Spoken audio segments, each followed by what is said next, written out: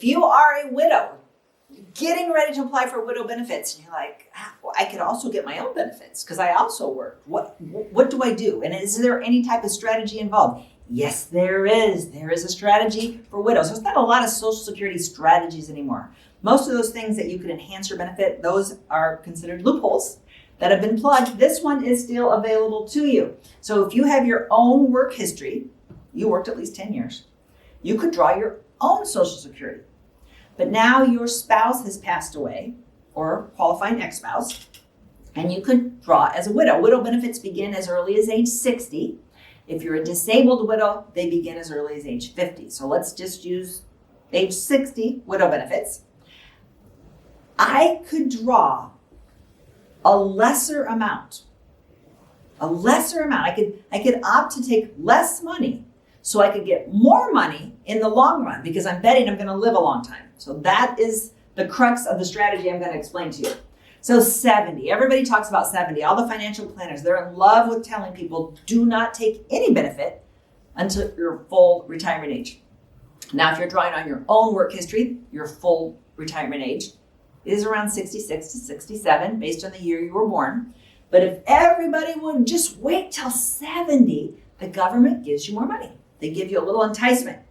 Guaranteed 8% growth on your money for every year you wait towards 70. So that's where you can max out at 70. So people are like, what if I die before 70? Yeah, that was a gamble that you might not have won. So 70 is a possibility if everybody in your family lived till their 90s, till 100. They're all healthy. They don't take medications. You're healthy. You're not sedentary. You don't have anything wrong with you. Then this strategy of delaying all the way up till 70 might be a benefit that you are considering. So let's say I'm going to draw my survivor benefits early. I'm going to draw them at 60. It's going to be a reduced amount. So I'm going to get less because I'm drawing any benefit early. But my own work history, my own years of paying into Social Security, that's going to continue to grow. And it can max out as, yes, you guessed it can max out at age 70. It's going to continue to grow right alongside me drawing my survivor benefits. So I could get an extra 77% instead of drawing my own at 62 by waiting to draw my own at 70. I know it's still a little confusing. Hang in there, we're going to get there. So let's give you an example. This is my mom, Margaret. This is the numbers here aren't really hers, but I would have used her picture because she's so cute. My mom always wears pearls, so you gotta love that picture. So let's say her own benefit is $1,500 a month. But if my dad passed away and her widow benefits were only $1,200 a month. So you're saying, well, why would you take your widow benefit, $1,200, versus taking your own, $1,500? This is where the strategy comes in. By taking the lesser amount, the reduced widow benefit at 62. Her own work history, my mom worked her whole life, her own work history continues to grow, and it can max out at 70. So she could get an extra, instead of getting $1,500 a month, if she waited till 70 to switch to her, she could get $1,800, almost $1,900 a month. She could get almost an extra $400 a month by keeping that reduced widow benefit. Okay? So she doesn't have to wait till 70. She can do it at any time. And that's what a lot of widows think. They've heard something. You can do it anytime after age 62. So you can start your widow benefits at 60.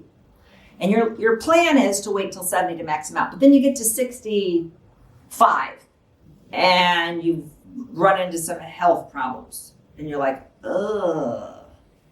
Yeah, you can switch at any time. You could switch at 62, 3, 4, 65. Or you could wait all the way to 70. But like I said, waiting is a gamble because you're giving up money waiting that you might not get back. So if that benefit has eclipsed the benefit you're currently getting, you might want to grab it earlier, even though it's not going to be that massive amount that it would have been at 70. Like in the example about my mom, I said it'd be about $400 at 70. Maybe it's $300 extra a month at 65, and you want to do that. That's up to you. You can do it anytime. Remember, if you take a Social Security benefit, any Social Security benefit, including widow benefits, if you take it earlier than your full retirement age, that's where you have that earnings limit.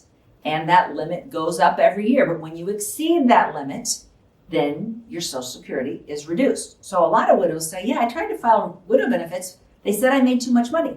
Can't work full-time and get widow benefits before your full retirement age. You really want to work about part-time and make right around that limit. If you don't know what that limit is, like I said, it changes every year. Get my Social Security cheat sheet. It's on our website, themedicarefamily.com. Top of the page, there's a little tab that says resources. You can get it right in there. It'll tell you your full retirement age, which you need to know if you don't know that. And it'll tell you the reduced amounts you get by taking Social Security early, which you need to know before you call Social Security and file that benefit. Now, just remember, Social Security widow benefits cannot be filed online. You will have to book an appointment and go into your local Social Security office. Take all your documentation if you want to file for widow benefits. Hope you learned something today. If you did, tell your friends about our channel. Check out our website. Lots of great retirement advice, comment, question, and answers, longer videos available to help you get ready for retirement.